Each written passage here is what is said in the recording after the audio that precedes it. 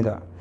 우리가 그들을 작별하고 배를 타고 바로 곳으로 가서 이튿날 로도에 이르러 거기서부터 바다라로 가서 베니게로 건너가는 배를 만나서 타고 가다가 구브로를 바라보고 이를 왼편에 두고 수리아로 항의하여 두로에서 상륙하니 거기서 비의 짐을 풀려 함이로라.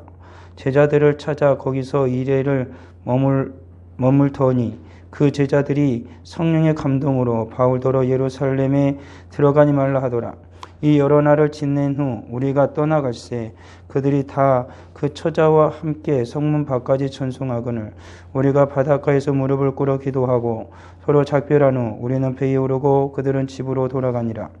두로를 떠나 항해를 다 마치고 돌레마이에 이르러 형제들에게 안부를 묻고 그들과 함께 하루를 있다가 이튿날 떠나 가이사랴에 이르러 7 집사 중 하나인 전도자 빌립의 집에 들어가서 머무르니라. 그에게 딸 넷이 있으니 처녀로 예언하는 자라. 여러 날 머물러 있더니 아가보라 하는 한 선지자가 유대로부터 내려와 우리에게 와서 바울의 띠를 가져다가 자기 수족을 잡아매고 말하기를 성령이 말씀하시되 예루살렘에서 유대인들이 이같이 이 띠 임자를 결박하여 이방인의 손에 넘겨주리라 하거늘 우리가 그 말을 듣고 그곳 사람들과 더불어 바울에게 예루살렘에 올라가지 말라고 하니 바울이 대답하되 여러분이 어찌하여 울어 내 마음을 상하게 하느냐. 나는 주 예수 이름을 위하여 결박당할 뿐 아니라 예루살렘에서 죽을 것도 각오하였노라 하니 그가 권함을 받지 아니하므로 우리가 주의 뜻대로 이루어지이다 하고 그쳤노라.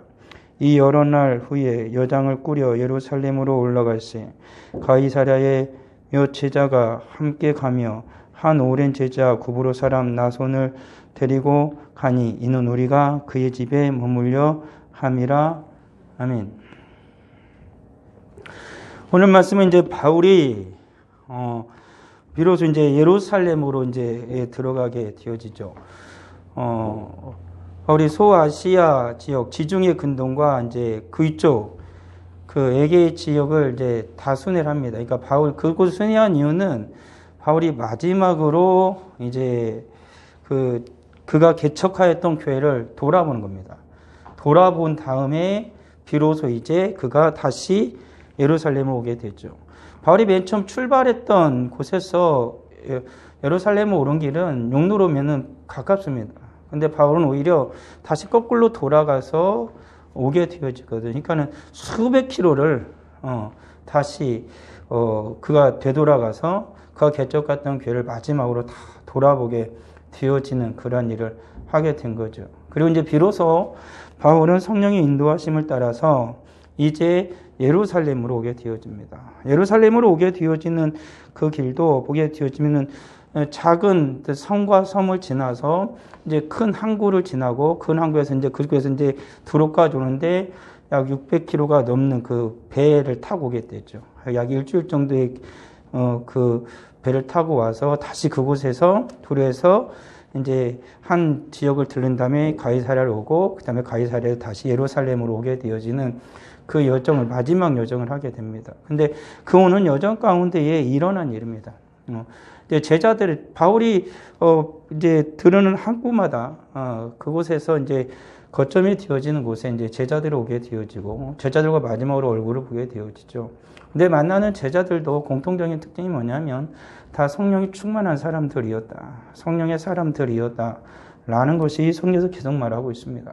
그러니까 사도행전을 어떤 이들은 성령행전이라 이렇게 말을 하기도 합니다. 왜 그러냐면 하나님께서 주님의 복음을 전파하시고 또한 하나님의 뜻대로 예수님께서 원하시는 하나님의 뜻대로 살아가기 위해서 성도에게 반드시 필요한 게 성령 하나님이셨기 때문에 그렇습니다. 그래서 성령의 이끄심을 따라 교회는 계속해서 부흥했고 성령의 역사하심을 따라 계속해서 복음이 확장되어지는 하나님의 나라가 확장되어지고 예수님의 뜻이 하나님의 뜻이 이루어지는 역사가 일어났기 때문이죠. 그러니까 사도행전에서 일어나고 있는 모든 일들은 사람의 지혜나 지식으로 되어지는 것이 아니라 오직 성령 하나님의 인도하심을 따라 하나님의 뜻이 이루어지고 있는 것이 바로 사도행전에서 일어나고 있는 모든 것들이죠. 그와 같이 우리가 볼 때 오늘날 우리의 일상이 사도행전의 연장선상에 있다고 많은 이들이 그렇게 이야기를 합니다. 그렇다고 본다면 오늘을 살아가는 우리의 삶 또한 내 힘과 내 의지대로 살아가는 것이 아니라 성령의 인도하심을 따라 성령의 뜻을 따라 살아가야만 우리 인생이 하나님이 기뻐하시는 인생이 되어지는 것이고 예수께서 원하시는 삶을 살아가는 인생이 되어진다라는 것입니다. 왜 그러냐면 우리가 이전에는 예수를 믿기 전에는 예수에게 속한 자가 아니라 세상에 속한 자였지만 이제는 예수를 믿은 이후부터는 우리가 하나님을 아바 아버지라 부르는 인생으로서 하나님의 거룩한 자녀로서의 합당한 삶을 살아가기 위해서는 반드시 성령의 인도하심이 필요하고 왜 하나님 아버지의 뜻을 알 수 있는 것은 오직 성령님 뿐이기 때문에 그렇습니다. 또한 예수 그리스도의 뜻을 가르쳐주고 주의 말씀을 생각나게 하고 예수님이 원하시는 그 말씀을 따라 살아가게 하는 능력도 또한 성령 하나님이 주시기 때문에 철저하게 오늘을 살아가는 그리스도는 성령의 인도하심을 받아야만 한다라는 것이지요. 그래서 성령의 인도하심을 받는 것에 대해서는 오늘 성경에도 조금 나와 있지만 맨 처음 성령이 임하실 때 배심의 성도들이 했던 것처럼 하나님께 기도하는 것이었습니다. 모여서 기도할 때 성령이 임하였고 그리고 제자들도 그들이 열심을 다해서 구제를 하다가 교회가 분명히 부흥하고 굉장히 사람들은 많아졌는데 오히려 교회가 깨어질 위험에 처했고 시끄러워진 이유가 어디서 찾았냐면 그들이 너무나 구제하고 일하는 일에 너무나 뜻을 두다 보니까 말씀을 연구하는 것과 기도하는 일을 소홀히 했다라고 나오죠. 그래서 그들은 모든 것을 제자들은 포기하고 말씀을 연구하는 것, 말씀 전하는 것과 기도하는 일에 몰두하게 되어집니다. 그리고 그 이후부터 모든 교회가 열심을 냈던 것들 중에 공통적인 특징이 뭐가 나오냐면 말씀을 전하는 것과 기도하는 것이 나오죠. 그리고 오늘 바울이 마지막으로 예루살렘으로 가는 그 길 가운데서도 성령의 사람들이 와서 그들과 함께 바울과 함께 행하는 일은 뭐냐면 성령의 뜻이 무엇인지를 말하고 그리고 결국에는 하나님 뜻에 순종하기 위해서 그들이 했던 건 뭐냐면 같이 함께 기도하는 일을 했다라는 것이죠. 그렇기 때문에 오늘을 살아가는 우리들이 어떤 일을 하든지 간에 주님의 일을 하기 위해서 반드시 필요한 건 성령의 인도하심을 받는 것이고 그리고 성령의 인도하심을 온전히 받고 성령의 인도하심을 따라 살아가기 위해서는 반드시 기도해야 한다라는 것을 사도행전에서는 계속해서 우리에게 말을 해주고 있어요. 그때 오늘을 살아가는 우리들도 그것을 절대로 간과해서는 안 돼요. 그런데 오늘을 살아가는 그리스도인들이 정말로 힘들어하고 점점 소홀히 하고 있는 게 바로 이 두 가지라는 겁니다. 성령을 따라 살아가는 것을 굉장히 힘들어합니다. 육체의 정욕을 따라 살아가죠. 그리고 기도를 더 열심히 하고 많이 함에도 불구하고 우리들이 기도 생활을 굉장히 소홀히 하고 있는 것도 사실입니다. 제가 흠칫 놀란 것 중에 하나가 뭐냐면 요즘에 제가 책을 이제 성경 읽고 그리고 이제 다시 개혁주의 신앙이 뭔지에 대해서 가장 기본적인 겁니다.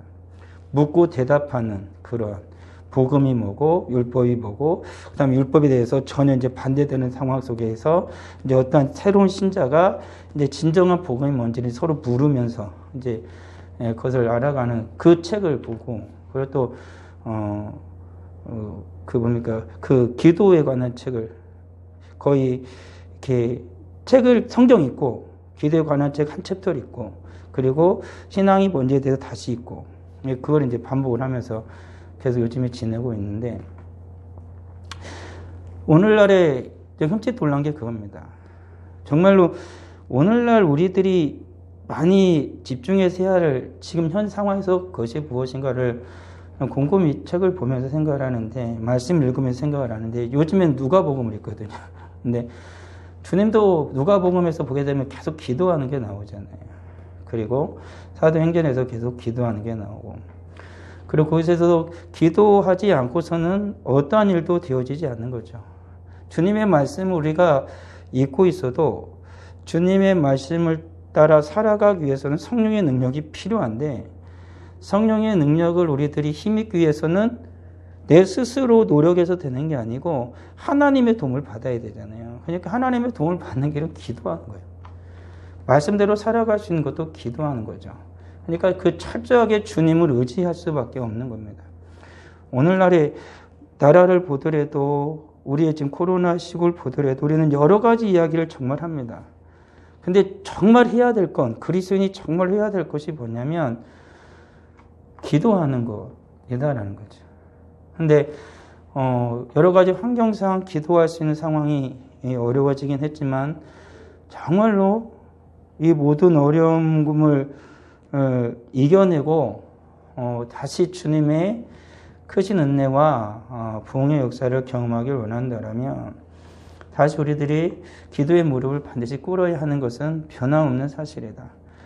어렵든 그렇지 않든 모든 상황이 되든지 간에 지금 우리에게 가장 필요한 게 뭐냐라고 저에게 묻는다라면 제가 제 자신이 더욱더 주님의 사람이 되어지고 성령의 사람이 되어지기 위해서라도 정말 기도를 해야 된다라는 거죠.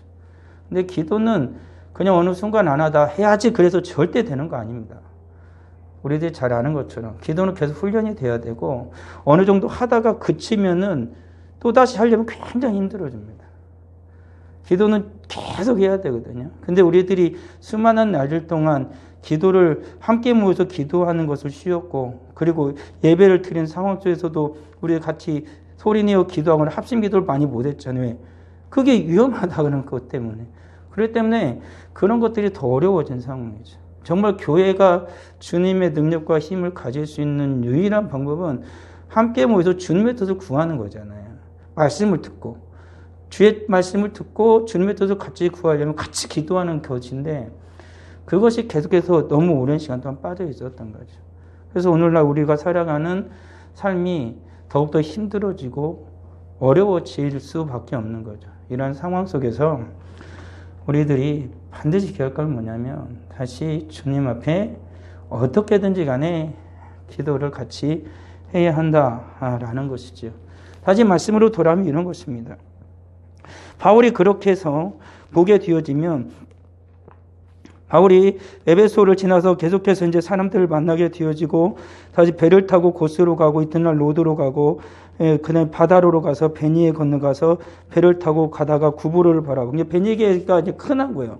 여기는 고스나 로도는 그것이 뭐냐면 작은 섬들입니다. 섬들과 섬들을 지나다가 결국에는 베니게라는 곳에서 비로소 큰 배를 타고 이제는 긴 항해를 하는 거예요. 약 600km가 넘는 지중해를 한가운데로 가로지는 항해를 하는 겁니다. 그곳에서 뭐냐면은 그 왼쪽에 구브로가 있는 거예요. 구브로. 바오로가 이제 구브로로 가서 이렇게 그 전쟁할 때 구브로를 들르잖아요. 그것처럼 왼편에 두고 긴 항해를 지중해를 가로지르는 600km가 넘는 그 항해를 해서 결국에는 두로에 이제 상륙을 하는 것입니다. 그리고 두로에 도착을 했고 그리고 그곳에서 2일을 머물렀습니다. 근데 제자들이 거기에 찾아왔다라는 거죠. 그러니까 바울의 제자들이 찾아온 거예요. 자기의 선생이 왔다는 얘기를 듣고 근데 제자들이 성령의 감동으로 바울한테 얘기하는 거예요. 예루살렘 가지 마십시오. 그러니까 이들은 기도하는 사람이었고 성령께서 이들이 성령이 충만했다라는 것은 사도행전에서 성령이 충만할 수 있는 비유는 사도행전에서 굳이 얘기한다면 기도하는 사람들이거든요. 기도할 때 성령이 늘 충만하니까. 말씀과 기도로 충만한 사람이 성령이 충만하니까. 그러니까 이들에게 성령이 감동하게 하신 겁니다. 그래서 바울한테 예루살렘에 가지 말라고 권했다라는 것입니다. 그러니까 이건 뭐냐면 성령 하나님께서 바울이 예루살렘에 가면 붙잡힐 거라는 것을 이들이 알게 깨달은 거예요. 그러니까 이것을 어떻게 알 수 있느냐? 이건 저희는 모릅니다. 성령의 역사이니까. 성령 하나님께서 이들에게 앞으로 바울이 뒤어질 위기감을 느끼게 하신 거죠. 예루살렘으로 가면 어떠한 고난과 고초를 당할지를 정확하게 모를지라도 아무튼 바울이 크게 위험에 처한다라는 걸 이들이 바울을 위해서 기도하는 가운데 깨닫게 되어진 겁니다. 그러니까 오늘 살아가는 성도들이 하나님 앞에 이렇게 기도할 때 성령의 인도하심을 따라 깊이 기도할 때는 내가 나뿐만 아니라 타인을 위해서 주님 앞에서 우리가 그리고 서로를 위해서 주님을 진정 사랑하는 마음으로 기도하게 되어질 때 성령 하나님께서는 그 자신은 때로 모를지라도 다른 사람을 위해서 다른 사람이 그를 위해서 대신 기도해 주고 있는 일을 통해서 하나님께서 그에게 다른 이들의 그 상태나 다른 이들의 앞으로 그런 되어질 것에 대해서 하나님께서 알려주시기도 한다라는 것이 분명히 성경에 나와 있는 것이지요. 근데 그것을 깨달아 아시는 건 그냥 점을 쳐서 알 수 있는 게 아니라 성령 하나님께서 함께 주님의 같이 모여서 한 마음으로 하나님께 기도하는 그들에게 주시는 특별한 은혜라는 것이지요. 그렇지 못하고 함께 기도하지 못하고 그렇게 살아가면 늘 의심하고 싸우고 다투고 질투하는 게 전부이지만 정말 하나님 앞에서 서로를 위해서 간절히 사랑하는 마음으로 기도하게 되어진다면 내가 모를지라도 다른 이가 나를 위해서 기도해 줄 때 주님께서 그에게 깨달아 알게 해주는 일들이 많이 일어난다는 것입니다. 성경에서도 보게 되어지면 성경에 많이 나오잖아요. 선지자를 통해서 선지자들에게 히스기야 왕 같은 경우도 이사야 선지자한테 죽는다라고 알려주는 하나님이 가지고 다시 하니까 또 히스기야가 기도하니까 이사야한테 하나님 또 바로 말씀해 주잖아요. 산다고 얘기해 줘라. 그러니까 하나님께서 기도하는 사람들이 주님 앞에서 살아갈 때는 하나님의 뜻을 때로는 그가 모를지라도 다른 이로 하여금 깨달아 알게 하는 역사가 일어난다라는 것이죠. 그래서 같이 기도하는 겁니다. 그래서 기도가 같이 합력하여 기도할 때 더욱더 큰 역사가 일어나는 거죠. 혼자서 기도하기 힘들지만 함께 기도할 때는 주의 성령의 역사심이 훨씬 더 큽니다. 그것은 말할 필요가 없는 것이지요. 그만큼 예루살렘에 들어가지 말라고 제자들이 만류한 겁니다. 여러 날을 지낸 후 우리가 떠나갈새 다 그 처자와 함께 성문 밖에 나와 전송하거늘 우리가 바닷가에서 무릎 꿇고 같이 기도했다라고 말합니다. 그렇게 만류함에도 불구하고 바울은 결국에는 떠나기로 결정을 한 거죠. 참 희한하잖아요. 마치 이런 것 같았잖아요. 바울에겐 하나님께서 성령의 감동으로 말미암아 이미 알려줬어요. 예루살렘에 가면 수많은 고난과 고초가 있을 것이다. 생명의 위협이 있을 수도 있다라고까지 바울은 이미 깨달아 알았습니다. 그런데 다른 제자들은 그걸 만류하잖아요. 바울은 어떻게든지 주님을 위해서는 내 생명조차 조금도 귀한 것을 여기지 않고 나는 내 사명을 감당하기로 이미 결단하고 성령 인도하심을 따라 가는데 어떻게 똑같은 성령님이 말씀해 주시는데 왜 이들에게는 이 제자들은 만류하는 것일까? 이걸 잘 알아야 되는 거죠. 바울은 사명을 받은 자로서 가요. 그렇지만 이 제자들은 바울이 사랑하는 그의 선생이 예루살렘에 그 고난과 고통을 당할 걸 아니까 그를 당연히 만류하는 거죠. 예루살렘에 들어가지 않기를. 그렇지만 바울이 그들에게 깨우쳐 주잖아요. 앞서 말했던 거예요. 나는 이미 가기로 결단했다. 난 고통이 있는 거 안다. 그렇지만 나는 가기로 결단을 했다라고 그들에게 다시 말해 주는 것입니다. 그때 그 성령 하나님이 바울의 마음의 상태까지는 안 알려줬으니까. 그러니까 바울이 고난에 있음에도 불구하고 가야 하는 분명한 이유가 있다라는 걸 제자들이 말해줘요. 그러니까 제자들은 어떻게 합니까? 결국에는 그 말을 받아들이고 함께 무릎을 꿇고 바닷가에서 기도했다라고 나오는 거죠. 그러니까 그들이 할 수 있는 건 그거였습니다. 이미 이제 선생이 가면, 바울 선생이 가면, 우리 스승이 가면 고난과 고통을 받고 생명 위협을 받을지도 모른다. 그럼에도 불구하고 그 선생을 이들은 보내야 되고, 바울은 그 제자를 두고 떠나야 됩니다. 그 상황 속에서 이들이 서로 위로를 받고 힘을 얻고 이 모든 상황이 어떻게 보면 굉장히 힘든 상황임에도 불구하고 그것이 더욱더 이들을 강력하게 할 수 있는 그 방법을 찾은 건 뭐냐면 함께 기도하는 것이었던 것이죠. 이것은 분명히 나오지 않고 있지만 이들은 모두 다 성령의 사람들이었기 때문에 분명히 성령님께서 위로를 해주셨을 것입니다. 그러니까 하나님의 사람들이 살아가는 방법을 분명하게 나타내주고 있는 거죠. 조금 인간적인 마음으로 그리고 인정에 쌓여 있었다라면은 울고 보고 난리가 날 수도 있고 아니면은 막 어떻게 조금 좀 오히려 그런 속에서 다툼이 날 수도 있습니다. 왜 굳이 가야 되느냐라는 그러한 얘기가 있을 수도 있고 마음이 상할 수도 있는 상황이 될 수 있는 거죠. 그렇지만 성령 하나님께서는 이미 무엇을 어떻게 행할지를 다 계획을 가지고 계시기 때문에 서로 다른 마음의 상태를 할지라도 주님 안에서 같이 기도할 때 그들을 하나 되게 하시는 역사를 이루어 주시는 거죠. 그러니까 교회에서 성도들이 우리가 일을 할 때 주님의 어떠한 일을 할 때 늘 우리들이 힘써야 될 게 뭐냐면 잊고 있는 것 중에 하나고 잊고 살았던 것 중에 하나인데 하나님 앞에 먼저 함께 기도하는 거죠. 사람의 마음은 다 달라요. 그것이 나쁜 마음을 가져서 다른 게 아니라 똑같이 선한 마음을 가져서 생각이 다 다르잖아요.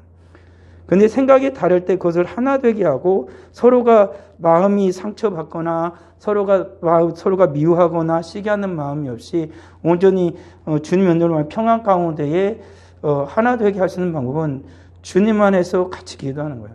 그때 성령님께서 우리의 마음을 하나로 모아주는 것입니다. 그러니까 그런 일이 반드시 있어야 돼요. 그러니까 교회가 어려워지고 흐트러지고 깨어질 때 상태를 보게 되어지면은 분명은 그렇습니다. 여러 가지는 열심히 하는데 주님 안에서 그들이 함께 모여서 주님의 이름으로 예수의 이름으로 기도하지는 않을 때 그런 일이 발생하죠. 그러니까 우리들이 어떠한 일을 할 때든지 무슨 일을 할 때든지 주님 앞에 함께 먼저 기도하는 건 분명히 필요하다라는 사실을 인정해야 되고 그렇게 해야만 합니다. 그래야 어떤 일이든 온전해지는 거죠. 교회뿐만 아니라 가정에서도 그렇고 사업처도 그렇습니다. 내가 어떤 일을 하러 갔을 때 그 직장을 위해서 먼저 하나님 앞에 간절히 기도하는 거죠.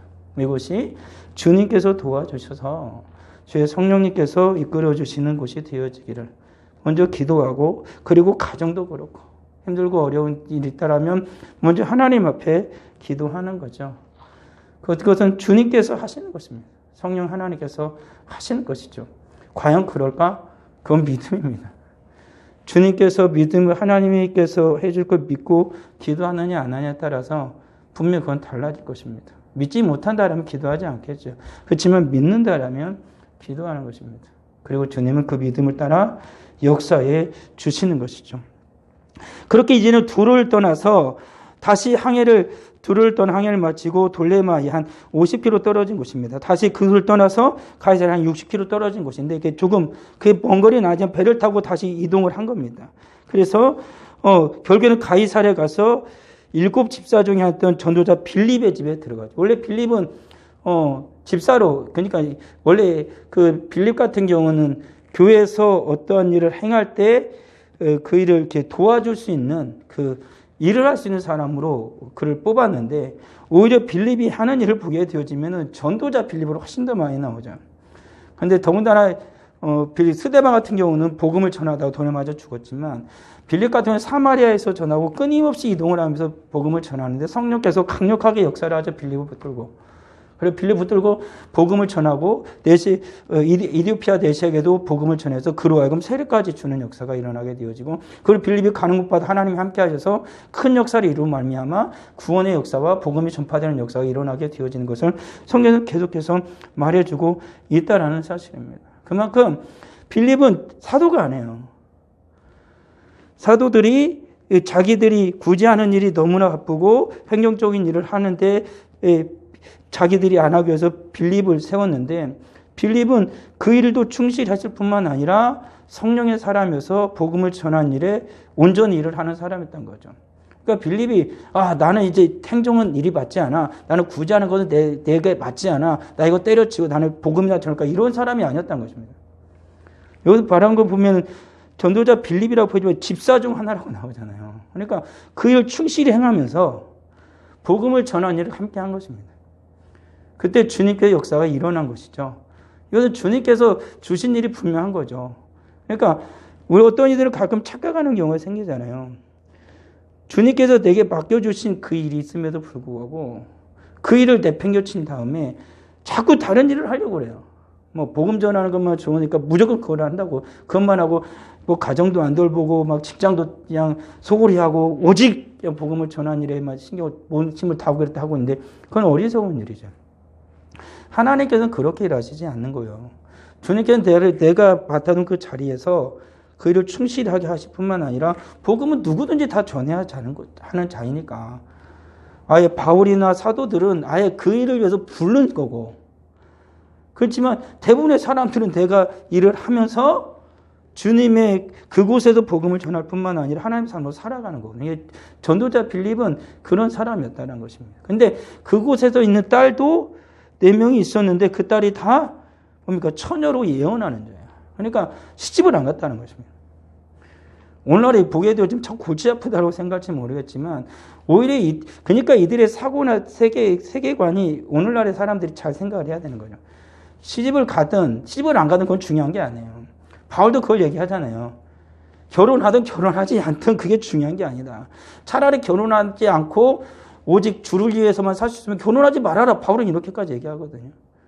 그렇지만 그럴 수 없는 게 인생이기에, 그럴 수 없는 게 인생이기에 독신 은사를 받지 않은 사람들은 다 기도해 결혼해서 잘 행복하게 살아야 된다. 그러니까 결혼하든 안 하든 결혼해서도 주를 위해서 함께 살면 되고, 주님의 뜻이니까. 혼자 살더라도 주를 위해 사는 게 중요하다는 것이죠. 어떻게 사느냐가 중요하다는 거죠. 주님 앞에서 어떻게 살아가느냐가. 오늘날 사는 성도들 그걸 잊어서는 안 되는 거죠. 내가 있는 그곳에서 주님을 위해 살고 있는지, 나를 위해 살고 있는지, 그게 중요하다라는 것이죠. 4명이 시집을 안 갔어요. 딸 넷이 있는데 다 시집 안 가고 예언을 해요. 그러니까 성령의 은사가 강력하게 붙잡고, 그러니까 이 가정은 다 주님의 은사로 충만한 가정이죠. 성령의 인도하심을 따라 온전히 살아가는 그 가정이 바로 이 빌립의 가정이었던 거죠.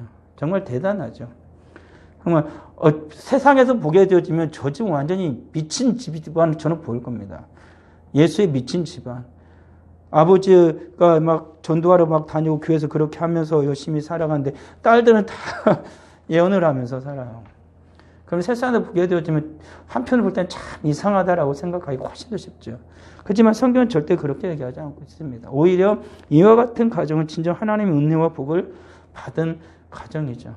주님의 인도하심을 따라 정말 이 초대교회의 그 시대 가운데에 가장 하나님께서 크신 은혜와 복을 주신 그 가정이 바로 빌립의 가정이었습니다. 전도자 빌립의 가정이었다라는 것입니다. 그곳에서 이제 바울이 여러 날을 머무르고 있었습니다. 근데 그곳에 아가보라는 선지자가 유대에서부터 그곳으로 데려온 거예요. 그러니까 하나님의 사람이 있는 곳에는 하나님의 사람들이 계속해서 모이게 되는 거죠. 참 이게 대단한 역사입니다. 그러니까 하나님께서 은혜를 베풀어 주시는 곳에는 하나님의 은혜가 있죠. 그러니까 은혜의 사람들은 은혜의 사람들끼리 모여서 함께 일을 하기 훨씬 더 쉬워요. 그렇지만 그렇지 않은 사람들은 그렇지 않은 식에 모여가지고 딴 생각을 하는 거죠. 바울이 복음을 전하러 갈 때 바울의 주변에 누가 있습니까? 예수 그리스도를 믿는 하나님의 사람들이 가득하죠. 근데 바울을 계속 추격하면서 죽이려고 쫓아다니는 사람들은 누굽니까? 항상 악한 짓에는 그 무리들이 악한 마음을 가지고 계속 추격을 해요. 그러니까 모임의 성격이 결정이 됐다라는 거예요. 그러니까 우리들이 살아가는 삶의 모임의 성격, 내가 누구와 같이 모이고 누구와 같이 함께 있는 걸 좋아하고 누구와 어울리는 걸 좋아하느냐에 따라서 내가 누군지를 알 수 있는 거예요. 내가 누군지. 나는 은혜가 충만하고 난 예수를 잘 믿는 사람이라고 생각하는데 내가 주변에서 항상 모이고 얘기하는 사람이 그렇지 않은 사람들이에요. 그러면 내가 누군지 결정되는 거죠. 아, 목사님 그런 소리 마세요. 복음을 전하고 예수를 어떻게든 전하려고 모이는 거죠. 그러면 이렇게 생각하면 돼요. 그러면 그렇게 예수 안 믿는 사람을 위해서 나는 얼마나 그들을 주님의 사랑으로 대하고 있고 그들을 위해서 얼마나 간절한 마음으로 눈물 흘리며 기도하고 있으며 그뿐만 아니라 그의 가정이 있으면 그 자녀들에 이르기까지 그들에 위해서 나는 얼마나 주님 앞에 진심을 다해 기도하고 있는 거예요. 그러지 않다라면 가짜예요. 그것은 가짜일 확률이 가짜라고 해야 맞는 거예요. 가짜. 그러지 않을 수가 없잖아요. 정말 그 영혼이 불쌍해서 같이 모이는 거면 정말로 주님 앞에 한 달에 한 번 모이면 나머지 날들은 그 위해 간절히 기도해야 될 거 아닙니까? 그 모임을 위해서. 근데 그거 색 한 바퀴 입고 있다가 모인다고 그러니까 가가지고 실컷 어울리다 와버리면 아무 의미가 없는 거죠. 나도 그냥 똑같은 그것을 좋아하는 사람이에요. 그냥 그것을 좋아하는 사람. 나는 그곳에 가까운 사람이 된다는 것이죠. 그렇지만 그 모임을 두고 한 달 동안 한 달에 한 번 모이는데 다음번 날 동안 주님 앞에 간절히 기도하면 난 정말 하나님의 사람인 거예요. 그러면 주님의 역사가 반드시 일어나겠죠. 그곳에서. 주님께서 변화시키고 주님께서 확실히 그들의 영혼을 새롭게 하고 구원하는 역사가 반드시 일어납니다. 그렇지 않으면 안 일어나요. 절대 안 일어나요. 아무리 생각하고 아무리 여러 가지 얘기를 해도 안 일어나요. 주님 앞에 그렇게 살아야 되는 거죠. 그러니까 그 모임에 하나님의 선지자인 사람 아가보라는 사람이 왔어요. 근데 아가보는 예언하는 사람인데 이것은 아가보가 앞에서도 또다시 이게 나오거든요. 이스라엘의 예루살렘에 기근이 닥칠 것에 대해서 예언했던 그 사도행전 11장에서 예언했던 그 아가보예요. 근데 그 아가보가 어떻게 빌립을 알게 되었는지 모르나 아가보가 안디옥에서 살았는데 예루살렘까지 온 거예요. 이곳까지 빌립을. 그러니까 하나님의 사람은 하나님의 사람들끼리 같이 모여서 주님의 일을 하는 거죠. 성령의 사람이 온 거예요. 바울이 그곳에 왔을 때 빌립의 집에 도착했는데 아가보도 와서 딱 빌립의 바울이 가지고 있는 그 띠를 가져다가 띠를 딱 잡고 예언을 한 거죠. 그 띠로 수족을 다 묶은 다음에 이 띠의 주인이 예루살렘에 가면 유대인들이 이와 같이 그의 이 띠로 그를 묶어서 그러니까 그 이방인의 손에 넘겨줄 거다라고 예언을 한 겁니다. 그러니까 놀라운 거죠. 근데 이 예언의 말이 그대로 된 거죠. 그러니까 그 말을 들으니까 그곳에 모여있던 바울의 동행자와 함께 있던 사람들이 바울에게 예루살렘에 올라가지 말라고 이제 또 권하는 거예요. 진짜 가면 이제는 끝장이 나는구나. 점점 확실시 되어지죠. 예루살렘에 가까워지면 가까워질수록 바울의 상황이 어떻게 되어질지. 근데 바울의 상황은 점점 안 좋아져요. 하나님의 사람들이 성령의 인도하심을 따라 확실하게 예언을 해요. 그래서 바울한테 만류를 계속 하는 거예요. 이게 당연한 거죠. 어떻게 그렇게 말할 수 있어요? 바울이 이렇게 하나님 앞에 가서 다 그렇게 결박되어지고 그럴 건데, 그렇게 주님의 뜻이니까 가라고 해야죠. 사랑하는 사람들 그렇게 안 하죠. 내 자녀가 주를 위해 죽어야 된대. 가서 죽어! 주님을 사랑하니까 어떤 사랑하는 부모가 그렇게 말할 수 있고 내 친구가 그런다고 누가 그렇게 말할 수 있어요? 아무도 그렇게 말 못합니다. 야, 다시 생각해봐. 다른 방법이 있을 거야. 굳이 죽으러 가지 않는다고 그래도 나 이제 엄마 내가 마음을 먹었는데 나 목사할 거야. 그러면 야 다른 길이 있을 거야. 장로해도 되잖아. 이렇게 말을 하는 시절인데 나 수교로도 안 가. 나 선교사 할 거야. 야 무슨 선교사야. 그냥 여기 이 나라에 살면서 열심히 직장 다니는데 직장에서 선교해. 막 이러잖아요. 죽으러 가는 것도 아닌데. 왜 그래요? 사랑하니까 그런 거예요. 주님의 일을 하지 말라고 말하는 게 아니라 그것은 우리들의 마음속에는 당연한 거예요. 사랑하니까. 사랑하는 사람이 가서 죽는다는데 죽어라! 이렇게 말할 사람이 누가 있어요? 그 사랑하는 마음으로 만류하죠. 당연한 마음입니다. 우리 사랑의 마음이니까. 그런데 주님의 뜻이니까 보내는 거예요. 왜 그러냐면 내가 너를 정말로 사랑하는데 이 사랑이 완전해지기 위해서는 주님의 사랑 앞에 내가 무릎을 꿇어야 되니까. 하나님은 이 사람을 안 사랑하니까 바울을 안 사랑하니까 예루살렘 가서 죽으라고 하는 겁니까? 묶이라고 하는 거 아니잖아요. 하나님이 나보다 훨씬 더 누굴 더 사랑해요? 바울을 더 사랑해요. 근데 하나님의 뜻인데 내 사랑보다 하나님의 사랑이 더 커요. 그러니까 여기에 그 하나님의 사랑에 무릎을 꿇는 게 그리스도인인 거예요. 맨 처음에 당연히 만류하지만 바울의 뜻이 확고하고 주님의 뜻임을 알면서도 사명이니까 가겠노라 얘기하면 하나님의 사랑을 가지고 그 크신 하나님의 사랑이 너를 보호할 것이다. 하나님이 함께하자. 성령님이 함께할 것이다. 우리가 기도할 것이고 그 모든 상황 가운데 주님이 영광을 받을 것이다 라고 기도하고 보내는 겁니다. 이게 하나님의 사람들이 살아가는 방식이죠. 바울이 이렇게 떠난 다음에 이들이 어차피 죽을 거니까 이제 끝났어 이러겠습니까? 계속해서 바울 위해 기도해 줬을 것입니다. 바울이 계속해서 서신을 쓸 때마다 나오는 편 중에 하나가 그거잖아요. 나를 위해 기도해라. 나를 위해 기도해라. 그러잖아요. 그렇게 기도했던 바울도 내가 복음을 완전히 끝까지 잘 전할 수 있도록 나를 위해 기도해. 마지막 순간까지 자기를 위해 기도해달라고 부탁을 하는 게 바울이거든요. 그러니까 주변의 사람들은 계속해서 바울을 위해서 기도를 해 주는 것이죠. 이들이 이렇게 사랑하는 마음으로 바울을 뜯어 말린 거예요. 그러니까 바울이 하는 말이 이겁니다. 울어 내 마음을 상하게 하느냐. 나는 주 예수 이름을 위하여 결박당할 뿐 아니라 예루살렘에 죽을 것도 각오하였노라. 그가 고난을 받지 않으면 우리가 주의 뜻대로 이루어지이다고 그쳤다. 주의 뜻대로 이루어지이다고 그쳤다. 이게 하나님의 사람들이 살아가는 방식이란 거죠. 주님의 뜻이면 살기도 하고 죽기도 하는 것이고 주님의 뜻, 나도 달지만 주님의 뜻이게 나는 간다. 그러면 우리는 어떻게 되냐? 그를 위해 계속해서 중보하는 거죠. 그를 계속해서 기도하는 것이죠. 그래서 성도가 할 일입니다. 오늘 사랑하는 우리들이 진정으로 사랑한다라면 그를 사랑으로서 계속 권면하고 함께하는 것은 물론 이거니와 정말 그를 위해서 주님의 마음을 가지고 함께 기도해 주는 그러한 마음이 또한 있어야 되고 그러한 모습이 보여져야 한다는 것이죠. 바울은 죽으러 갑니다. 나머지 사랑하는 이들이 바울을 위해 해줄 수 있는 게 뭘까? 정말 내 사랑하는 자가 아파서 병원에 누워 있어서 사경을 헤맵니다. 내게 할 수 있는 건 뭘까?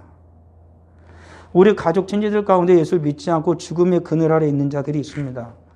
과연 내가 그들 위해 해줄 수 있는 것이 무엇일까? 성도가 해줄 수 있는 가장 큰 거는 저들을 위해 기도해 주는 겁니다. 우리 사랑하는 성도들을 위해서 성도가 성도를 해줄 수 있는 가장 위대한 일은 뭘까? 내가 그의 모든 상황과 형편을 다 알지 못하나 주님께서 내 사랑하는 형제들과 내 사랑하는 자매들과 우리 사랑하는 성도들과 늘 함께해 주시기를 하나님 앞에 간절히 기도하는 것이죠. 특히나 어려움 당하는 이가 있다는 걸 알게 되어지면 내가 그를 위해 해줄 수 있는 건 없으나 주님의 뜻이 온전히 이루어지길 소망하며 하나님 앞에 간절히 기도하는 것은 할 수 있는 것이죠.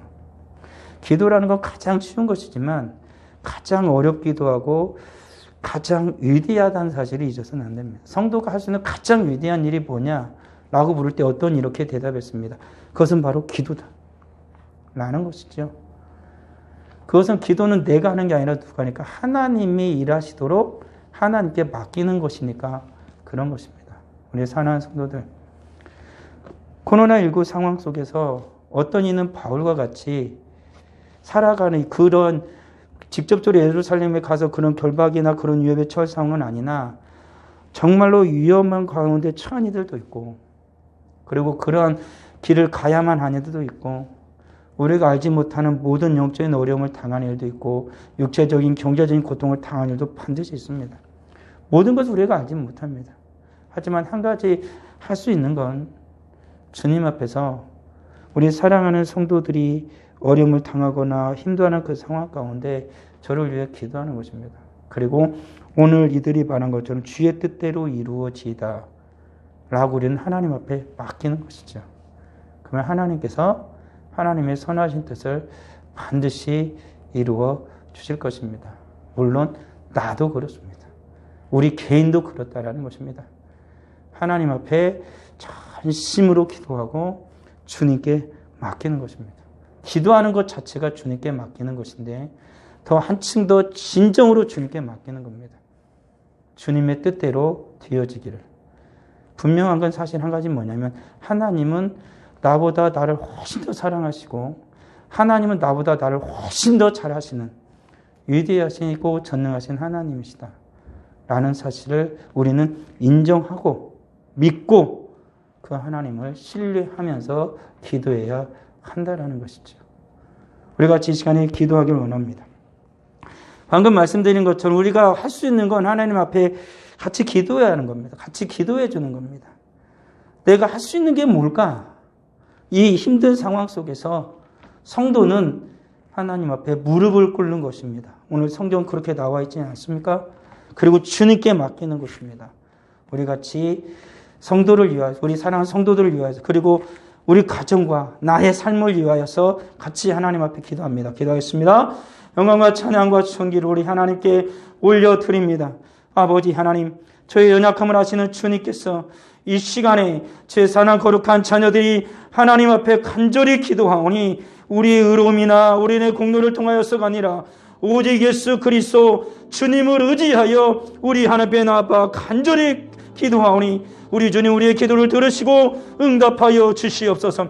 성령의 인도하심을 따라 간절히 기도할 때에 나의 마음, 나의 욕심, 나의 정욕이 아니라 성령 하나님의 그 뜻을 쫓아 우리 하나님께 간절히 구할 때에 우리 하나님께서 제 사는 거룩한 자녀의 기도를 들으시고 주님께서 응답하여 주시기를 간절히 바라고 수원합니다. 우리 사는 모든 성도들이 어려움을 당하고 있는 이들이 있음을 주님께서 아시오니 아버지 하나님이여, 가정의 형편은 물론이거니와 경제적인 문제도 물론이거니와 자해의 문제도 아버지 물론인데, 무엇보다도 우리 사랑하는 성도들의 모든 그 영혼이 주님 안에서 평안을 누리게 해주시고, 그 심령이 주를 온전히 바라보며 살아갈 수 있도록, 그 영혼이 다시 한번 주님 앞에서 소생케 되는 역사가 있을 수 있도록 하나님 아버지 역사하여 주시옵소서. 다시 주님 앞에 모일 수 있는 내가 하여 주시고, 어렵고 힘든 모든 상황 가운데서도 오직 주님을 의지함으로 말미암아 하나님의 도움을 얻어서 주님의 능력을 받아서 그 모든 어려움을 이겨낼 수 있는 우리 사랑하는 성도가 다 될 수 있도록 주님 은혜를 베풀어 주시옵소서. 우리는 무능한 자이고 무력한 자이고 어느 것도 할 수 없는 연약한 자들이오나 우리는 오직 예수 그리스도의 이름을 붙들고 우리 하나님 앞에 기도할 뿐이오니, 우리 하나님께서 예수 그리스도의 이름으로 기도하고 간구하는 주의 사는 거룩한 자녀들의 기도를 들으시고 응답하여 주셔서 살아계신 하나님 영광 받으시기를 간절히 바라고 수원합니다. 아버지 하나님, 이후로 우리가 할 수 있는 것은 서로를 위하여 간절히 기도하는 것임을 깨달아 알았사오니, 아버지 하나님 주님 앞에 간절히 기도하는 우리가 되어지게 하여 주시고, 모든 것을 주님 손에 맡길 수 있는 믿음을 허락하여 주시옵소서. 그리고 우리 하나님께서는 하나님의 선할 때를 이실로 믿사오니 하나님께서 홀로 영광을 받아 주시옵소서. 우리의 연약함을 주님께서 불쌍히 여겨주시고 우리의 위태함을 주님께서 긍휼히 여겨주셔서 우리 하나님의 손으로, 우리 하나님의 크신 능력의 손으로 저희를 붙드시고 모든 어려움과 환난 가운데도 건지시며 오직 하나님께 영광 올려드리는 우리들이 다 될 수 있도록 주님 은혜를 더하여 주시옵소서. 아버지 하나님, 연약하지만 우리는 오직 예수 그리스도의 이름으로 우리 하나님께 간구할 뿐이고,